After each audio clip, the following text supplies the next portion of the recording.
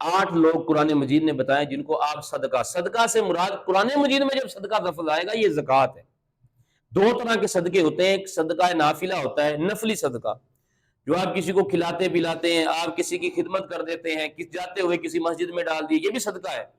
اپنے والدین پہ خرچ کرنا یہ بھی صدقہ ہے، اپنے بچوں میں خوش ہو کے خرچ کرنا یہ بھی صدقہ ہے۔ لیکن جو صدقہ ہے، یہ جس صدقہ کا ذکر قرآن مجید میں ہے اس سے مراد زکوٰۃ ہے، فرض صدقہ جو آپ پہ لاگو ہو گیا ہے۔ وہ کن کن کو دینا ہے؟ للفقراء،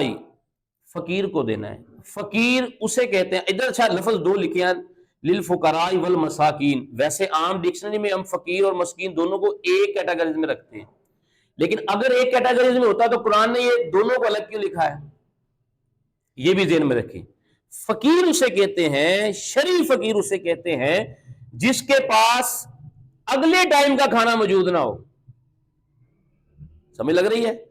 اس وقت کا کھانا اس کے پاس موجود ہے، شام کا یا کل کا کھانا موجود نہیں ہے، وہ فقیر ہے۔ تو اس طرح کا شرعی فقیر تو آپ کو اس دور میں ملے گا ہی نہیں، تو یہ تو نکل گیا سائڈ پہ، ٹھیک ہے نا۔ ہاں ایسا فقیر آپ سے جو آپ گاڑی چلا رہے ہیں، آپ دکان پہ بیٹھے ہیں، ایک فقیر آیا، آپ نے جناب صاحب اپنے گلے سے آپ نے بڑی محبت سے اسے 10 روپے کا 5 روپے کا جناب ٹھیپا دیا، 2 روپے کا دیا، آپ نے یہ کوئی نیکی نہیں کی، یہ کوئی نیکی نہیں ہے، اور نہیں جی دیندے رہنا چاہیے تھا، نہیں دینا چاہیے ان کو۔ شرعی فقیر کے علاوہ آپ کسی کو فقیر بنا کے دیں گے تو آپ گنہگار ہوں گے۔ ہم یہ نیکی کر رہے ہیں، آپ کسی بھی اشارے پہ رکتے ہیں، فقیر آ جاتے ہیں، آپ اس کو دے رہے ہیں، صدقہ کرنا چاہیے تھا، یہ صدقہ نہیں ہے بھائی، ان کو نہیں دینا چاہیے۔ جو ہر دروازے پہ نوکنگ کر رہا ہے، ایک گلی کے ہر دروازے کی نوکنگ کر رہا ہے، وہ فقیر نہیں ہو سکتا۔ فقیر وہ ہوتا ہے جو آپ کے دروازے پہ نوکنگ کرے، آپ نے اسے کچھ دے دیا، آپ کسی دروازے پہ نہیں جائے گا، وہ اب سیدھا گھر جائے گا، پھر اسے حاجت ہوگی تو پھر کسی دروازے پہ جائے گا، یہ فقیر ہے۔ سنیں،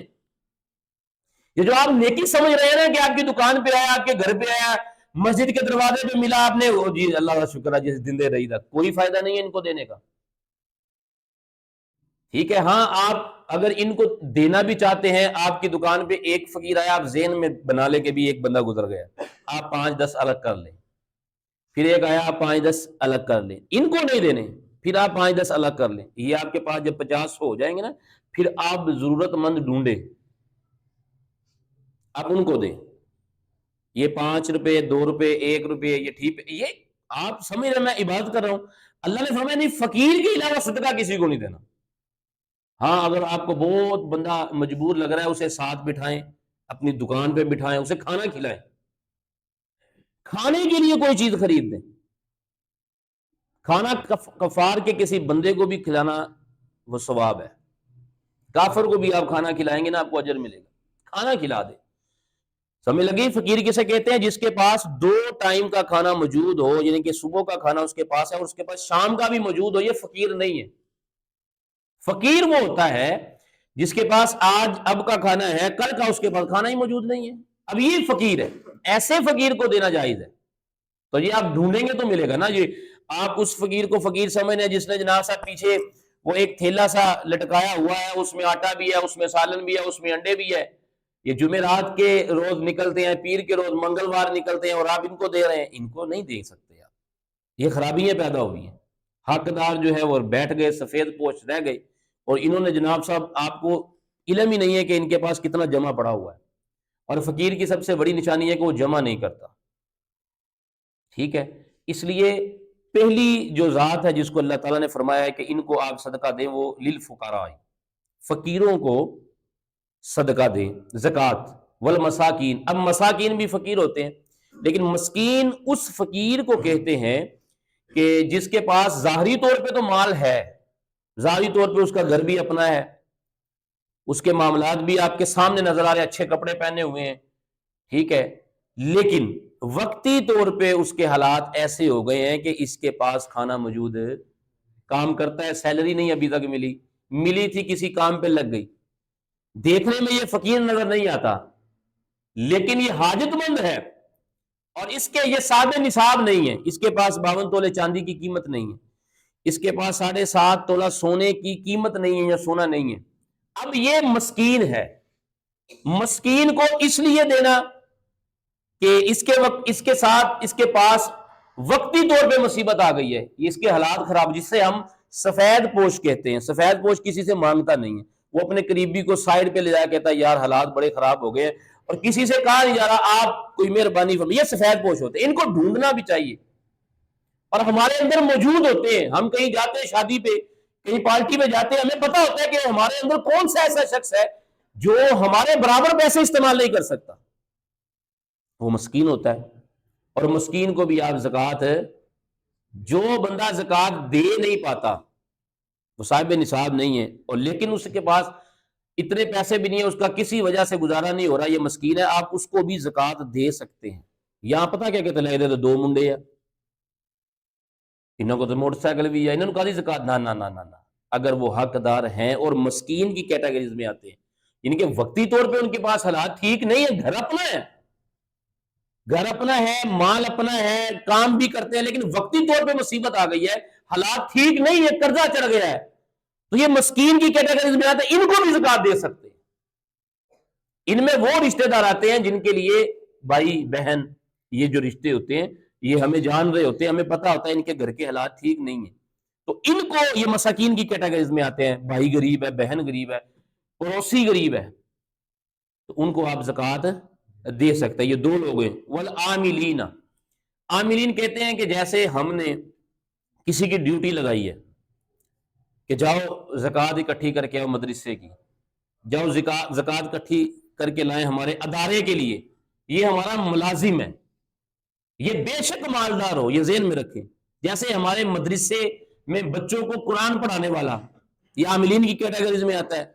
ان کو ہم سیلری دے سکتے ہیں، بے شک یہ مالدار ہے، بے شک یہ مالدار ہے، ان کے حالات ٹھیک ہے، لیکن ہم نے انہیں زکوٰۃ کے معاملے میں معمولات، یعنی کہ زکوٰۃ اکٹھی کرنے کی ذمہ داری میں رکھا ہوا ہے، تو یہ عاملین میں آتے ہیں، یہ ملازم ہیں، یہ گورنمنٹ کے ملازم جو زکوٰۃ اکٹھی کرتے ہیں، ان کو بھی زکوٰۃ دی جا سکتی ہے. اچھا جی، اب آگے آ جاتا ہے مؤلفات القلوبہم، کسی غیر مسلم کے دل میں اسلام کی محبت ڈالنے کے لیے. حالانکہ یہ منسوخ کر دیا گیا تھا بعد میں صحابہ کے اجتہاد کے بعد، کیونکہ پہلے یہ ہوتا تھا کہ کوئی بہت امیر بندہ ہوتا تھا کافر، اسے اسلام کی تھوڑی بہت سمجھ لگنے لگتی تھی تو حضور نے فرمایا ان کو تحفے دیا کرو تاکہ ان کے دل میں اسلام کی محبت پیدا ہو. یہ اس وقت تھا، کوئی بادشاہ ہے، حبش کا بادشاہ جیسے ہو گیا، یا کوئی اور بادشاہ تھے، اس نے اسلام کو سرچ کرنا چاہا تو حضور نے فرمایا ان کو تحفے دے. وہ تحفے جو ہیں وہ زکوٰۃ کے مال سے دیے جا سکتے. آج چونکہ یہ ایسا معاملہ نہیں ہے، لیکن آج کے دور میں بھی اگر کوئی ایسا کافر ہے جو مالدار ہے، مالدار کافر ہے، اور وہ اسلام سے محبت کرنا چاہ رہا ہے، آپ کو محسوس ہو رہا ہے، آپ اگر چاہ رہے ہیں کہ میں اس کو گفٹ دوں گا، اس کی خدمت کروں گا، اس کی دعوت کروں گا، تو یہ اسلام کی طرف توجہ کر لے گا، پھر اس کو زکوٰۃ میں سے کوئی چیز لے کے اس کو تحفہ دیا جا سکتا ہے، اس کی دعوت کی جا سکتی ہے، صرف اس لیے کہ اس کے دل کے اندر آپ کیا ڈالیں؟ محبت. اسلام کتنی پیاری چیز ہے یہ ڈالنے کے لیے. وَفِي الرِّقَابِ، رکاب کہتے ہیں ویسے گردن کو، یہاں پہ قرآن نے یہ کہا ہے کہ جن کی گردنیں پھنسی ہوتی ہیں، والغارمین، یعنی کہ قرضے کے اندر. اگر کوئی شخص ایسا ہے، یہ دیکھیں ایسے کمال کے معاملات ہیں، اگر کوئی بندہ یہ سمجھ لینا تو ہمارے معاشرے میں آپ کو کوئی دکھی بندہ نہیں ملے گا. میرا اپنا مدرسہ ہے یہ والا، اس مسجد کا مدرسہ، ہم اس کی زکوٰۃ اکٹھی کریں گے کہتے ہیں، لیکن اس کے باوجود میں یہ بات کہتا ہوں کہ ہمارے مدرسے کو دینے سے پہلے بھی آپ اپنے بھائی، اپنے پڑوسی کو دیکھیں کہ اگر اس پہ ایسا قرضہ چڑھا ہوا ہے کہ قرض دار بار بار اس کے دروازے پہ آ رہا ہے، تو قرآن کیا کہہ رہا ہے؟ قرآن کہتا ہے پہلے یہ کرو، وَفِي الرِّقَابِ وَالْغَارِمِينَ، پہلے ان کے لیے تم ان غلاموں کو، یعنی کہ قرضے سے انہیں چھڑاؤ، ان کی گردنیں جو پھنسی ہوئی نا بوجھ میں، یہ شام کو بھی سوتے ہوئے اس قرض کی وجہ سے پریشان ہے، صبح کو اٹھ کے بھی پریشان ہے، اور دروازے پہ نوکنگ ہو رہی ہے کہ بھائی قرضہ تو ہمارا، گلی والوں کو پتہ ہے کہ یہ بندہ مجبور ہے، اور اس کے دروازے پہ قرض دار جس کے قرض لیا ہے وہ دروازہ بار بار کھٹکھٹاتا ہے، اور اس کا پڑوسی پورا آٹے کا ٹرک دیتا ہے صدقے کا، زکوٰۃ کا، رمضان میں، تو یہ ریجیکٹ ہو جائے گا، یہ ریجیکٹ ہو جائے گا. فرمایا کہ آپ مسلمانوں کے لیے کوئی قرضے میں پھنسا ہوا ہے، یہ زکوٰۃ کے مال سے اس کا قرضہ اتاریں، یہ نہیں۔ اچھا یہاں پہ ایک تھوڑی سی بھول یہ بھی ہے، لوگ کیا کرتے ہیں کہ کسی سے پیسے لینے ہیں نا، وہ پیسے مل نہیں رہے تو کہتے لے بھی ہے میں اپنی زکات کٹاتا، ایسا نہیں ہے، وہ زکات میں نہیں کٹاتے، لے میں صدقہ کر دیتا ہے، جو مل نہیں رہا وہ صدقہ نہیں ہے، جو تمہارے پاس ہے اپنی جیب سے دیں۔ ہاں کسی کا اس طرح بوجھ ہلکا کر دینا، کوئی قرضے میں پھنسے ہوئے ہیں، آج اگر یہ والی عادت ہمارے اندر آ جائے، آج بہت سارے لوگ قرضے میں پھنسے ہوئے ہیں، اگر آپ کو ایسا قرض دار نظر آتا ہے نا کہ جو بیچارہ پھنسا ہوا ہے قرضے میں، اور یہ ہے بھی مسکین، مسکین کی کیٹاگریز میں نے بتا دیا ہے کہ مسکین وہ ہے جس کے پاس موٹر سائیکل بھی ہے، اپنا گھر بھی ہے، لیکن وقتی طور پہ یہ پھنسا ہوا ہے، سفید پوش، یہ مسکین ہے، اور مسکین کو زکات دینا دوسرے نمبر پہ ہے فقیر کے بعد۔ تو اس لیے فرمایا ہے کہ تم ایسا کرو کہ پھر رقابی لوگوں کی گردنیں چھڑاؤ قرضے سے، والغارمین، اچھا یہ فی الغارمین فی سبیل اللہ، اس میں دو چیزیں ہیں، غارمین اس کو کہتے ہیں کہ کوئی غلام، یہ بھی اس وقت موجود نہیں ہے کہ کوئی غلام جیسے سیدنا ابو بکر صدیق نے سیدنا بلال رضی اللہ تعالیٰ کو آزاد کروایا تھا، اگر کوئی ایسا غلام ہے۔ اب یہاں پہ ایک چھوٹی سی بات سنیں، ہمارے یہاں چھوٹے چھوٹے طبقوں میں چھوٹے چھوٹے کاروبار، ایسے یہ بیکری والے، یہ کڑھائی والے جو یہ کپڑوں پہ کڑھائی کرتے ہیں، یہ لوگ لوگوں کو پیسے ایڈوانس دے کے اس بندے کو اپنا غلام بنا لیتے ہیں کہ تو ساڈے کو نوکری نہیں چھاڑ سکتا کیونکہ ہم نے تمہیں ایڈوانس دیا۔ یہ اب کیا بن گیا ہے؟ غلام۔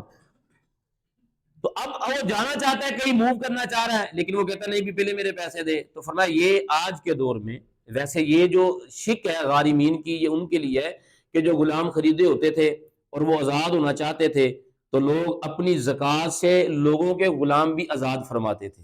یہ آپ سعودی عربیہ میں چلے جائیں تو آج بھی یہ جو عرب کے عربی ہیں، یہ جب اپنی زکات سالانہ نکالتے ہیں، یہ تھانوں میں جاتے ہیں، اور تھانوں میں جو لوگ گرفتار ہوتے ہیں، ہمارے پاکستانی، انڈین، سری لنکن، برما کے لوگ جن کے ویزے مکمل ہو چکے ہوتے ہیں، اور پولیس والے انہیں گرفتار کر کے جیل میں رکھ دیتے ہیں، تو اب یہ ٹکٹ کے پیسے نہ جب تک دے تو انہیں نہیں چھوڑا جاتا۔